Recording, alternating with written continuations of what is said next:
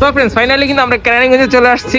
Getup থেকে বুঝতে পারতেছেন যে কতটুকু ঠান্ডা। আজকে আপনাদেরকে সম্পূর্ণ ডিফারেন্ট একটা প্লেসে নিয়ে আসলাম, গ্রিন ভ্যালি। কেরানীগঞ্জ বসিলা পার হলেই হচ্ছে গ্রিন ভ্যালিটা পাবেন। এই গ্রিন ভ্যালির ভিতরে ঢুকলে আপনারা কয়েকটা ক্যাটাগরি রেস্টুরেন্ট পাবেন। একটা সাইড হচ্ছে আলাদা, পিছনে দেখতেছেন আপনারা যে বারবিকিউ সাইড আলাদা, পিজার সাইড আলাদা, কফি শপের সাইড আলাদা।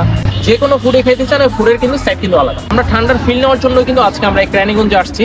গ্রিন ভ্যালির রাতের এনভায়রনমেন্ট হচ্ছে বর্তমানে আপনারা যেটা দেখতেছেন হচ্ছে রাতের এনভায়রনমেন্ট। আউটডোরের এনভায়রনমেন্ট থেকে ইনডোরের এনভায়রনমেন্টটা অস্থির।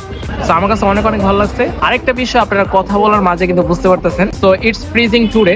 এখন আমরা এখান থেকে কিছু খাবো আর আপনাদেরকে দেখাবো।